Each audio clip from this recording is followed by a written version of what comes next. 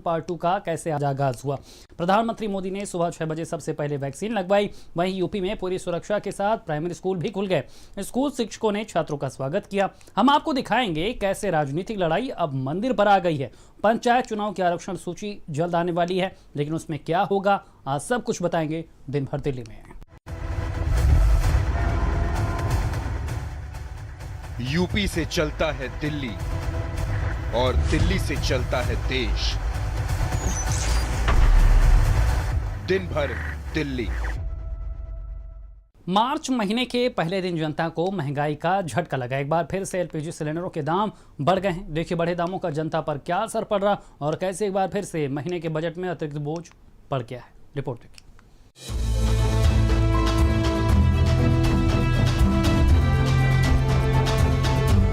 मार्च के महीने की शुरुआत हुई नहीं कि आम आदमी को एक बार फिर से सरकार ने महंगाई का झटका दे दिया है। बीते फरवरी के महीने में ही 4 बार गैस सिलेंडर के दामों में इजाफा हुआ था और मार्च की शुरुआत में ही एक बार फिर से रसोई गैस के दामों में जबरदस्त उछाल आया है और फिर एक बार आम आदमी की जेब और बचत से पैसे की कटौती हुई है।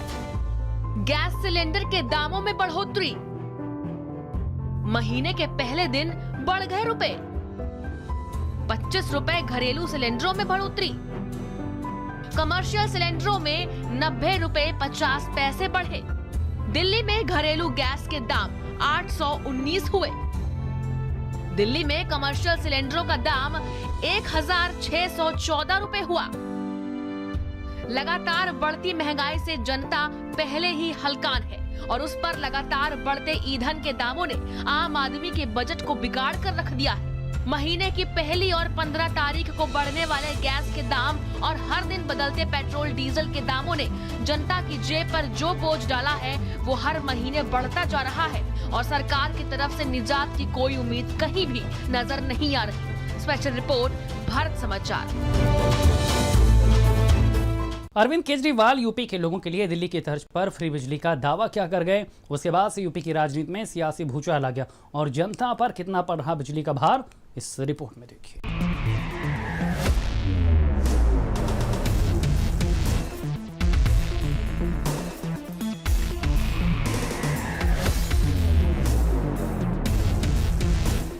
दिल्ली में जैसे बिजली मुफ्त हो गई, यहाँ पे ट्यूबवेल ट्वेल नहीं, घर की बिजली भी मुफ्त कर देंगे। उत्तर प्रदेश में किसानों की महापंचायत को संबोधित करते हुए दिल्ली के सीएम अरविंद केजरीवाल यूपी के लोगों के लिए दिल्ली के तर्ज पर फ्री बिजली का दावा क्या करके गए, उसके बाद से यूपी की सियासत में सियासी भूचाल आ गया है। सबसे भ्रष्टतम आज की तिथि में यदि सरकार को बदनाम करने की नीयत से गंदा रोल अदा कर रहा है तो बिजली विभाग के कर्मचारी अदा करते हैं। पूरा विपक्ष एक साथ अरविंद केजरीवाल के वादे को झूठा करार दे रहा है।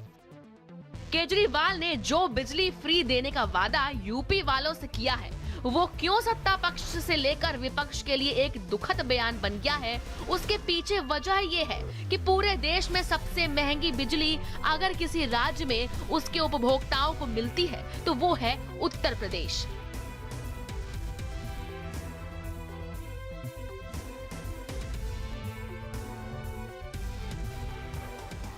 दिल्ली में जैसे बिजली मुफ्त हो गई, यहाँ पे ट्यूबवेल ट्वेल नहीं, घर की बिजली भी मुफ्त कर देंगे।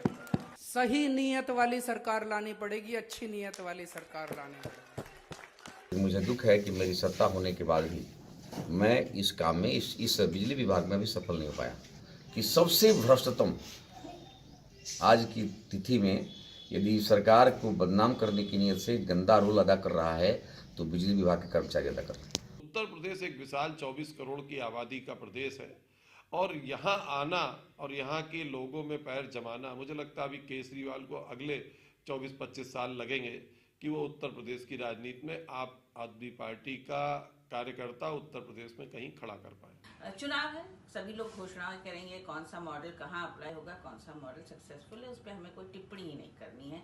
हम जनता के मुद्दों पर चुनाव लड़ेंगे और जो हम कर सकते हैं वही वायदे करेंगे और वायदों को पूरा करेंगे सरकार के आते ही। झूठे वादे करने कोई केजरीवाल जी से सीखे या श्री नरेंद्र मोदी जी से सीखे। में जब चुनाव लड़ने की बारी आती है तो कह रहे हैं कि साहब हम फलानी चीज फ्री कर देंगे, ढिमकानी चीज फ्री कर देंगे। जनता पर भारी बिल की मार।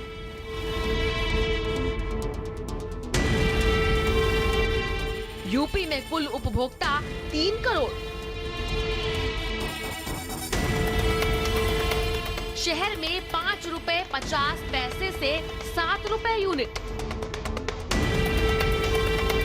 गांवों में 3 रुपए 35 पैसे से 6 रुपए यूनिट। बीपीएल ग्राहक 100 यूनिट तक 3 रुपए। 100 यूनिट के बाद बढ़ते जाते हैं रेट। जितना ज्यादा खर्च, दाम उतने ही ज्यादा। उत्तर प्रदेश में बिजली की मार से किसान से लेकर आम आदमी तक हर कोई परेशान ही नजर आता है। लेकिन जब सत्ता पक्ष के विधायक ही बिजली विभाग से परेशान नजर आए तो समस्या और ज्यादा बड़ी हो जाती है।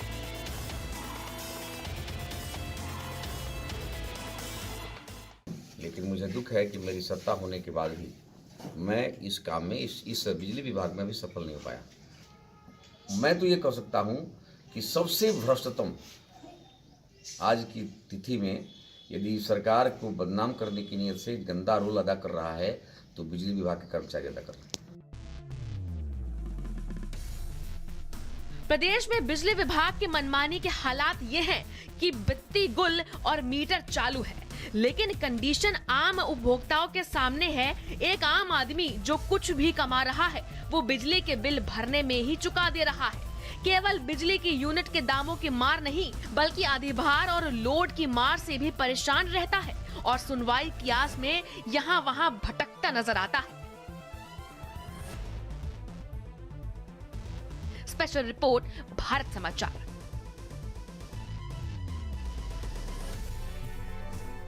यूपी में पंचायत चुनाव के ऐलान के साथ ही अब आरक्षण सूची जारी होने वाली है। इस आरक्षण सूची का पंचायत चुनाव में भाग लेने वाले सभी प्रत्याशी इंतजार कर रहे हैं और उनका इंतजार खत्म होने वाला है। रिपोर्ट देखिए।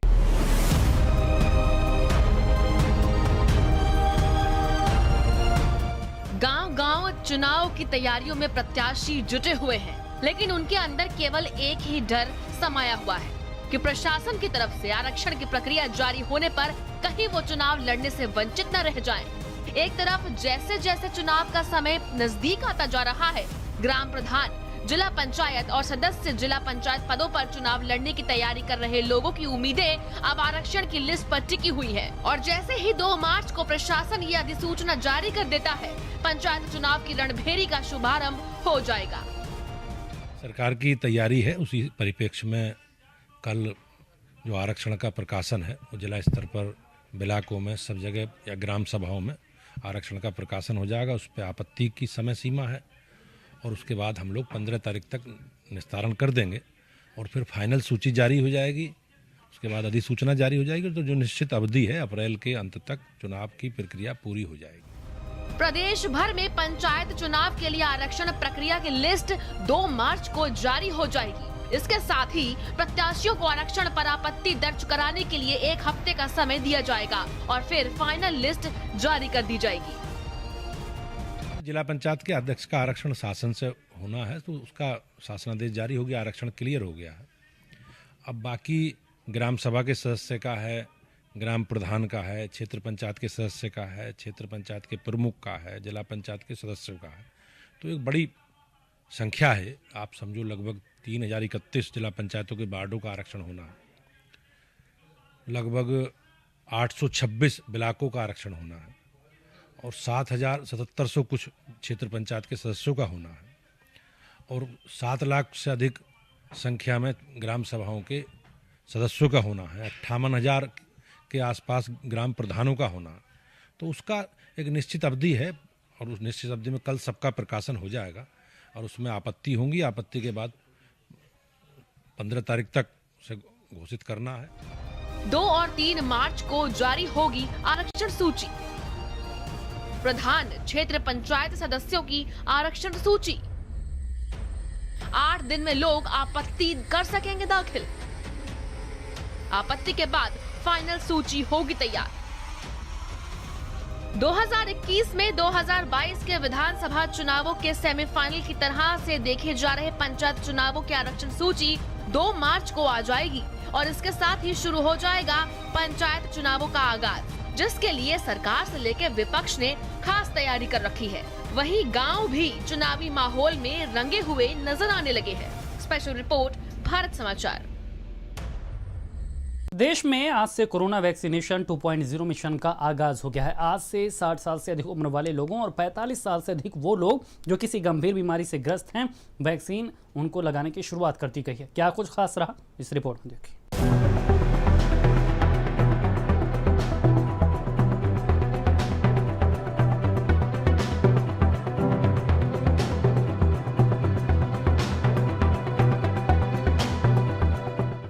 देश में 1 मार्च से कोरोना वैक्सीनेशन 2.0 मिशन का आगाज हो गया है। आज से 60 साल से अधिक उम्र वाले लोगों और 45 साल से अधिक लोगों को वैक्सीन लगाई जा रही है। सोमवार सुबह ही प्रधानमंत्री नरेंद्र मोदी ने कोरोना वैक्सीन लगवाई। पीएम मोदी के अलावा नवीन पटनायक, नीतीश कुमार जैसे नेताओं ने भी वैक्सीन लगवाई।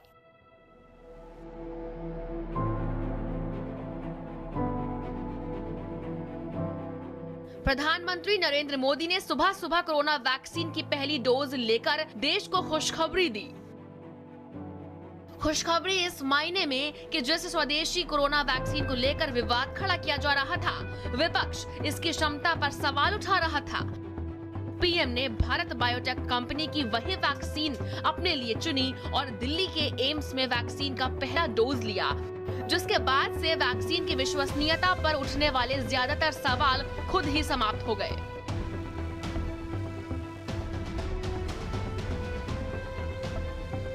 सर को वैक्सीनेट करने के लिए मुझे बुलाया गया था और इधर आने के बाद पता चला कि सर आ रहे हैं। सर से मिलकर अच्छा लगा, सर ने अच्छी बात की है।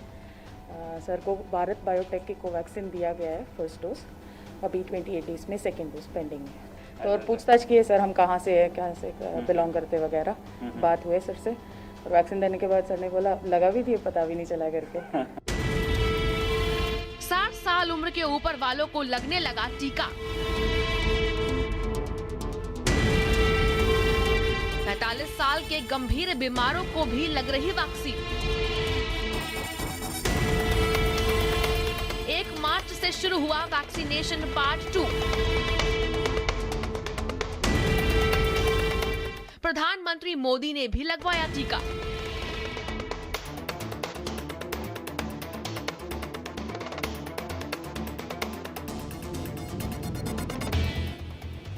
दिल्ली, मुंबई, लखनऊ समेत देश के सभी शहरों में कोरोना वैक्सीनेशन पार्ट 2 का आगाज हो गया है। देश भर के अस्पतालों में 60 साल की उम्र के लोगों को कोरोना का टीका लगने शुरू हो गए हैं। वैक्सीन की डोज जो है दूसरी फेज वो शुरुआत हो चुकी है। इस वक्त हम मौजूद हैं आरएमएल अस्पताल में, जहां पे दिखाते हैं आपको जो तमाम चिकित्सक हैं वो पूरी तैयारी के साथ अब लोगों को डोज दे रहे। जो 60+ एज ग्रुप के जो लोग हैं उनको अब डोज दिया जा रहा है। इस तरह से वैक्सीन को इंजेक्शन में लिया जा रहा है, उसके बाद डोज जो है दिया जाएगा। तो शुरुआत आज की ना कि प्रधानमंत्री नरेंद्र मोदी ने की, आज सुबह 6 बजे उन्होंने वैक्सीन लिया। तो अब देखिए इस तरह से आरएमएल अस्पताल में जो कोरोना का जो डोज है वो लगाया जा रहा है। जो 60+ एज ग्रुप के जो लोग हैं उन्हें, और एक वैक्सीन की जिस तरह से बातें की जा रही थी, अब कहीं ना कि भारत में शुरुआत हो चुकी है दूसरी फेज की जो शुरुआत है। कोई पेन नहीं हुआ, कुछ नहीं, अच्छा लगा, ठीक लग रहा है, कोई दर्द नहीं, कुछ नहीं। आज हालांकि प्रधानमंत्री ने भी शुरुआत की, सुबह 6 बजे उन्होंने वैक्सीन लिया। जी, मैंने देखा था उनका भी जब लग रहा था, फिर हम लोगों ने अप्लाई किया, चांस की बात हमें आज मिल गया यहाँ पे, तो हम आ गए। प्रधानमंत्री को देखे तो आप लोगों के अंदर भी एक हिम्मत है, उनका और साहस बढ़ा है कि हमको भी जल्दी से लगवाना चाहिए, कोई प्रॉब्लम ना आए, तो उससे सेव होने के लिए तो ये करना ही है। कुछ महसूस अलग नहीं हो रहा, नॉर्मल फील हो रहा है? कुछ नहीं लग रहा, और वैसे तो पता भी नहीं चला कि कैसे इन्होंने इतने अच्छे से लगा दिया। अस्पतालों में कोविड टीके के लिए पहले से ही सारी तैयारियां पूरी कर ली गई थी। लखनऊ में भी लोगों को कोरोना टीका लगाने की तैयारी पूरी थी और सुबह से ही लोग लाइन लगाकर और रजिस्ट्रेशन करवाकर कोरोना का टीका लगवा रहे थे।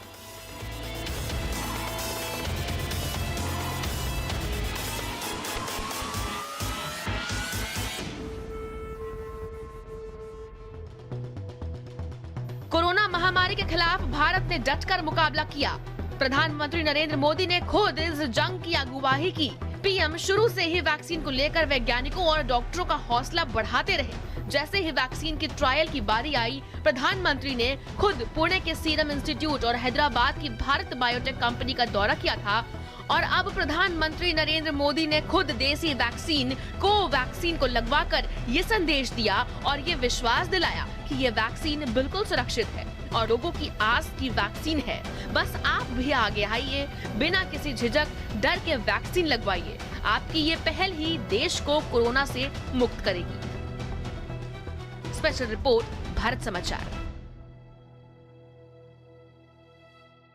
कोरोना के चलते 1 साल से बंद चल रहे प्राइमरी स्कूलों को यूपी में अब खोल दिया गया है। साल भर बाद स्कूल पहुंचने पर बच्चों को जितनी खुशी हुई उतनी ही उनके शिक्षकों को भी हुई। रिपोर्ट देखिए।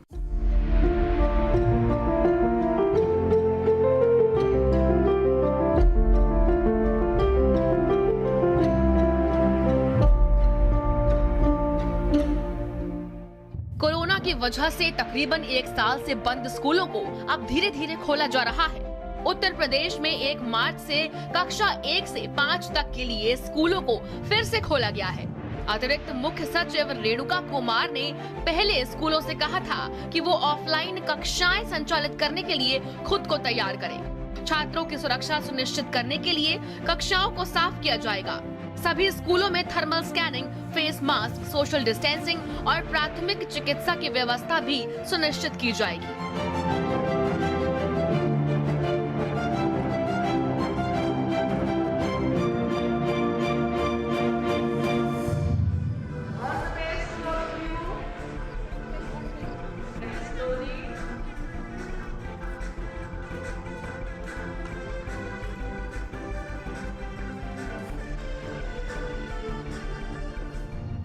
लखनऊ में सरकारी स्कूल खुलने के बाद सीएम योगी ने खुद नरहई इलाके के प्राथमिक स्कूल पहुंचकर स्कूल में बच्चों और कोरोना नियमों के अनुपालन का जायजा लिया।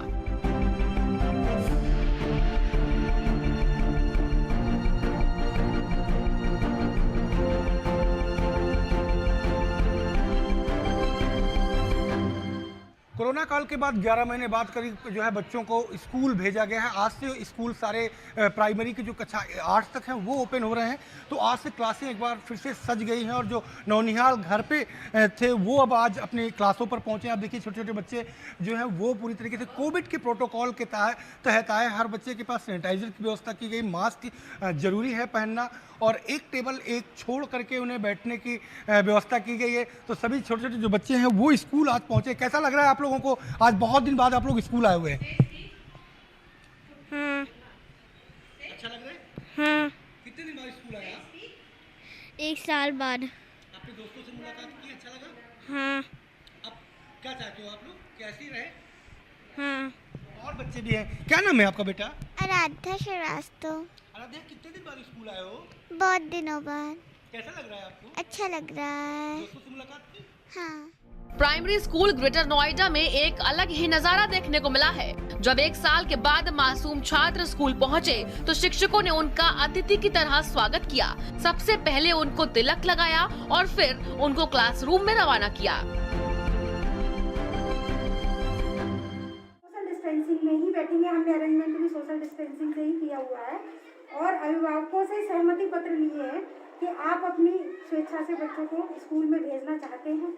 तो सहमति पत्र पर हमने साइन कराया है और स्कूल में सैनिटाइज, पूरा स्कूल हमने सैनिटाइज करवाया, साफ सफाई हो रखी है। देखिए आप, और जैसे प्रोटोकॉल में है कि एक दिन हमने, आज पहला दिन था तो 1st और 5th बुलाई। एक तरफ जहां साल भर बाद स्कूल खुलने से बच्चों और उनके अभिभावकों में खुशी देखने को मिली तो दूसरी तरफ अपने सामने छात्रों को पाकर गुरुओं के चेहरे पर भी मुस्कान वापस लौट आई।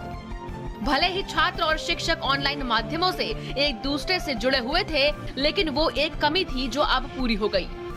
स्पेशल रिपोर्ट, भारत समाचार। यूपी में सियासी लोग इन दिनों मंदिर मंदिर जा रहे हैं। जेपी नड्डा ने काशी विश्वनाथ में पूजा अर्चना की तो प्रियंका गांधी ने कामाख्या मंदिर में दर्शन की। रिपोर्ट देखिए।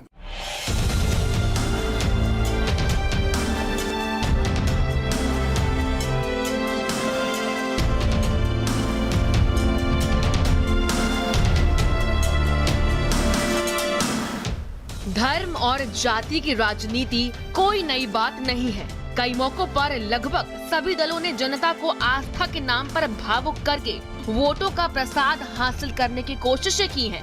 यूपी का माहौल धीरे धीरे चुनावी होता जा रहा है। ऐसे में एक बार नेताओं की मंदिर परिक्रमा तेज हो गई है। हाल ही में अखिलेश यादव ने मिर्जापुर में मां विंध्यावासिनी के दर्शन किए तो कांग्रेस महासचिव प्रियंका गांधी ने कामाख्या देवी मंदिर में पूजा अर्चना की। वहीं बीजेपी के अध्यक्ष जेपी नड्डा ने वाराणसी में बाबा विश्वनाथ के दर्शन किए और जलाभिषेक किया। इतना ही नहीं, सड़क पर रुककर एक रोड साइड फूड स्टॉल पर बीजेपी के प्रदेश अध्यक्ष स्वतंत्र देव सिंह के साथ नाश्ता भी किया तो बूथ कार्यकर्ताओं से संवाद भी किया। असल में नड्डा 2 दिनों के काशी दौरे पर थे। काशी से उन्होंने 2022 के लिए पूर्वांचल को साधने की कोशिश की। स्फूर्ति और आशीर्वाद से जो ताकत मुझे मिली है वह सब समाज के कल्याण के लिए, देश के उत्थान के लिए और पार्टी एक प्रभावी उपकरण बन सके देश की सेवा के लिए, तो ऐसी प्रार्थना की है और एक नई ऊर्जा मुझे मिली है और हमारे साथियों को मिली है। हम सब लोग मिलकर के भारत की सेवा और समाज की सेवा और समाज में मंगलमय हो, कल्याणकारी नीतियाँ प्रधानमंत्री मोदी जी की जो चल रही हैं वह जन जन तक पहुँचे और देश मजबूत हो, ये प्रार्थना है। सियासत मंदिर मंदिर घूम रही है ताकि लोगों को आस्था के नाम पर, ईश्वर के नाम पर अपने अपने दलों से जोड़ लिया जाए। अब जनता को किसकी पूजा, किसकी भक्ति रास आ रही है, इस बात का पता चलने में अभी बहुत वक्त है। अभी तो कई और मंदिरों तक सियासत को पहुंचना है। ब्यूरो रिपोर्ट, भारत समाचार। तो दिन भर दिल्ली के आज के एपिसोड में फिलहाल इतना ही। दीजिए इजाजत, नमस्कार। यूपी से चलता है दिल्ली